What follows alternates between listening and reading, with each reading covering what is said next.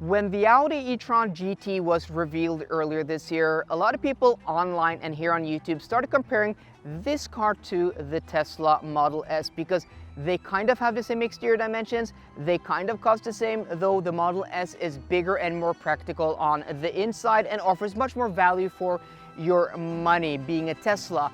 This is actually closer when it comes to the interior to a Tesla Model 3, but it's much more expensive, not as efficient, and can't go as far on a charge. And for those reasons, people here on YouTube started declaring the Model S and Model 3 as superior vehicles, yeah, before anybody had even seen this car in person, yet alone test driven it. And that's kind of a stupid comparison, comparing those cars with this car. It's kind of like comparing a Toyota Avalon and a Mercedes-Benz S-Class and declaring the Avalon as a winner because it's cheaper, bigger, and more fuel efficient. I mean, this car doesn't compete with a Model S, and it doesn't compete with a Model 3 at all. People buying this car and those cars are looking for completely different things, where, you know, the Model S and Model 3 appeal to logic, practicality, and, you know, offer a lot of car for your money. This car doesn't. I mean, it's not very practical. It doesn't make a lot of sense while looking at it from, you know, a logical standpoint, but what it appeals to is your emotions, and I'm gonna tell you guys in this video why I love this car and why I really want one.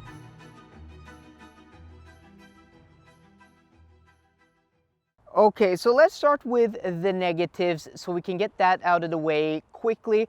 There aren't too many negatives about this car, and the negatives I have found are nitpicking at this point, so there are in no way or form deal breakers in any sense of the word. But I'm going to talk about them so you guys are aware of them, and most of these are just, you know, subjective anyway. But okay, when you equip this car with the 21-inch wheels, you get, yeah, very nice wheels, but on the rear axle you get 305 millimeter wide tires, which are just overkill. I mean, they look spectacular, but aren't very efficient for, yeah, your fuel consumption. So I mean, I wish there was an option for getting narrower tires when equipping the car with 21-inch wheels. On the front you get, you know, narrower tires. These are staggered 265s in the front and 305s in the rear. You know, I wish there was an option to get them, I mean, just a little bit narrower, which would mean, you know, better efficiency, but I mean, it is what it is.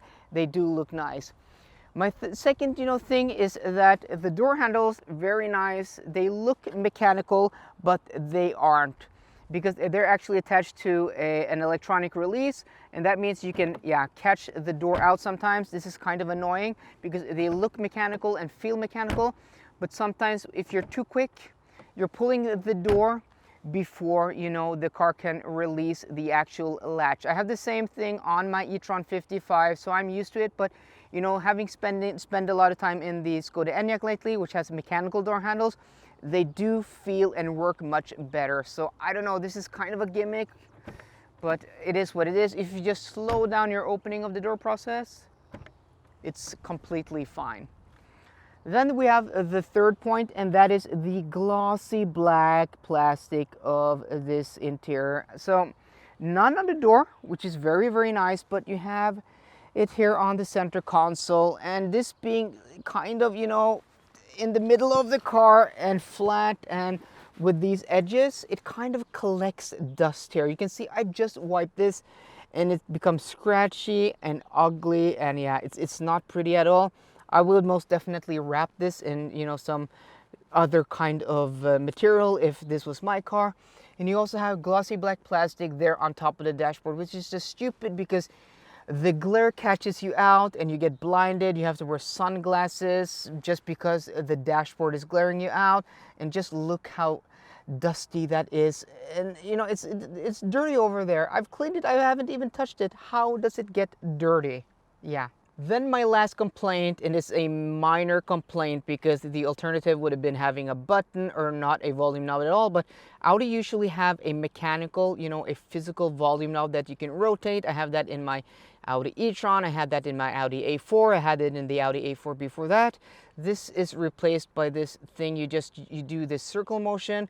It works okay, but I wish they just put a normal, yeah, volume knob. That would have been much better.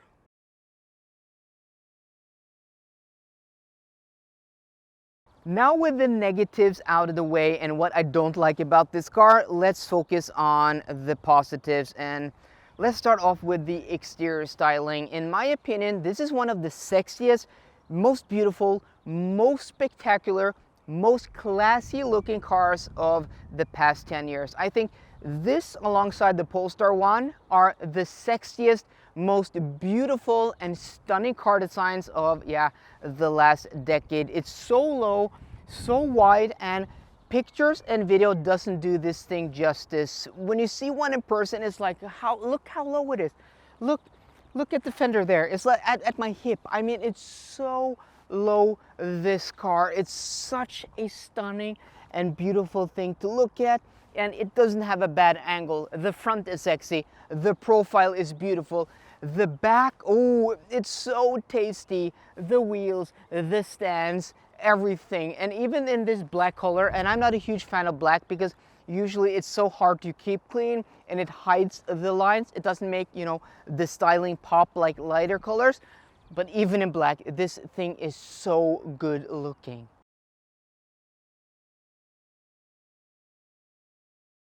Then you step inside the Audi E-Tron GT, and I mean, this is such a nice and special place to be.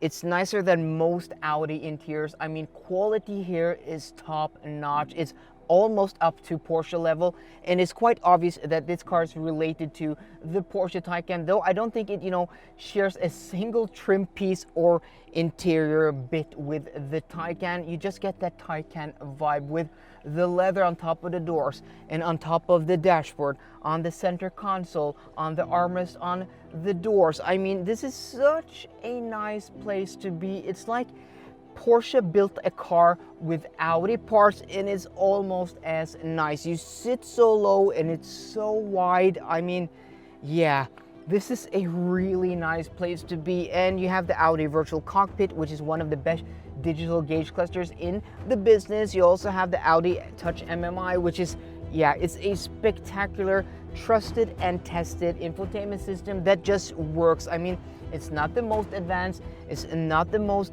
techy, but it works, and the screens are so beautiful. And then you have the physical buttons for the primary and secondary controls on the steering wheel, the climate control, you know, a lot of things to interact with that make the experience of this EV more mechanical than a lot of fossil cars.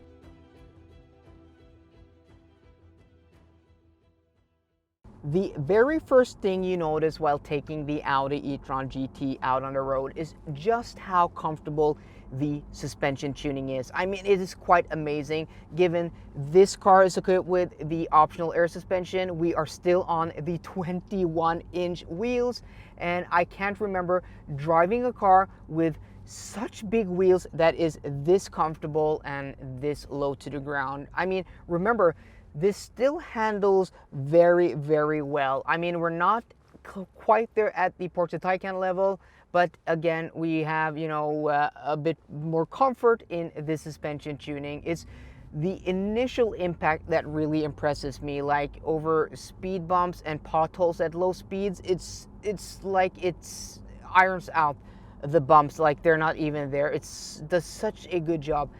I would say and go as far as to say it rides even better than my Audi e-tron 55 on 20-inch wheels and on air suspension. It is that good. It's so impressive.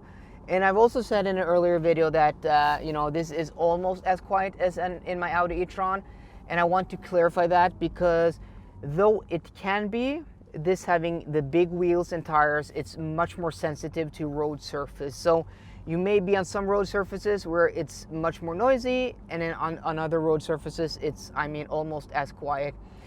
Again, that goes down to the 21-inch wheels, the 305mm wide tires in the rear, and 265s in the front. My e-tron has 255 all around, and this also doesn't have, you know, the double pane glass. But I mean, it's still a very comfortable and quiet car to drive. And then let's talk about the model. So this is the e-tron, this is the base, so it has 530 horsepower with boost mode, the 0 to 100 kilometers an hour in 4.1 seconds. And then you have the RS e-tron GT, which has 646 horsepower with boost mode and does 0 to 100 kilometers an hour in 3.3 seconds. This car starts at 899,000 kroners, and the RS e-tron GT starts at 1,271,000, I think. So, I mean, these are quite pricey cars, but you can compare them to the Taycan.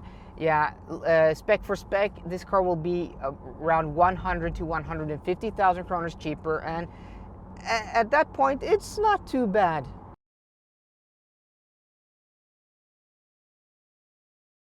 I have now done extensive testing on this Audi e-tron GT when it comes to range and charging. So if you want to check out all of my videos, link in the description box down below, guys. I have a whole bunch of them. So if you want to, see them in detail, check those out. But what I can tell you from, my week in this car, and yeah, almost 3,000 kilometers, is that with the weather and temperatures we have had the past week between 10 and 15 degrees Celsius, with dry weather and occasional showers and rain, you can expect 400 kilometers plus, like 410, 420, with an average speed of over 100 kilometers an hour. So 400 kilometers plus at 100 kilometers an hour plus. I mean, that is pretty darn good. The WLTP rates this car at 475 kilometers or 480, depending on the numbers and wheel tire package.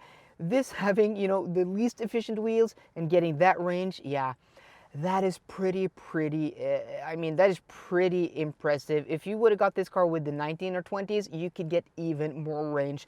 But what's more impressive than the, efficiency and the range is the charging. So this car has a peak speed of 270 kilowatts. But what is more impressive is the time it takes to go from 10 to 80%, which again, I have tested, link in the description box down below to that video. But the summary of that is 10 to 80% can be charged with an average speed of 207 kilowatts or 1,069 kilometers per hour. That means for every hour you charge, you gain 1,069 kilometers.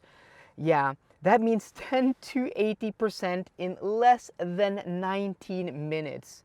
That is insane. Of course, you have to find a charger like a 250 kilowatt plus charger, if you can find that, and depending on where you live in and in what country you live, the infrastructure will vary a lot. But if you live in a place where you can utilize and take advantage of that speed, there aren't many cars, many EVs, including most Teslas, can, come close to the charging speed of this car.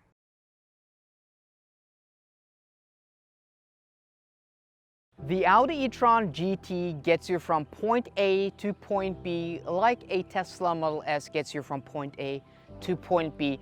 It won't get you there as efficiently, as cheaply, or even as quickly. But this car isn't about pure numbers and outright speed. This is about getting from point A to point B in style, in class, and enjoying the trip. Every time I take this car out on the road feels like a special occasion. Looking at it, sitting inside of it, just driving it feels like something special. And in the past week I've had this car, I've driven it more than 3,000 kilometers.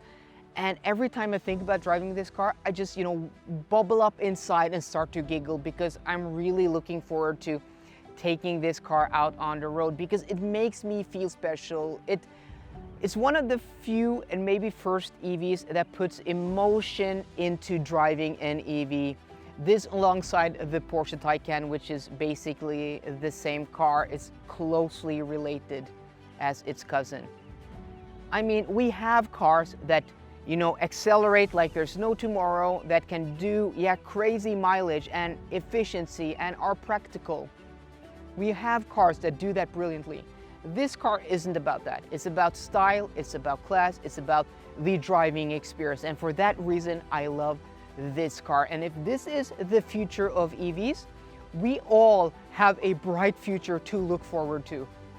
It's a spectacular vehicle that if you can afford it, you are very, very lucky. So guys, I hope you enjoyed today's video. If you did, please drop me a thumbs up down below. And for more car content, as always guys, please subscribe. See you guys later and goodbye.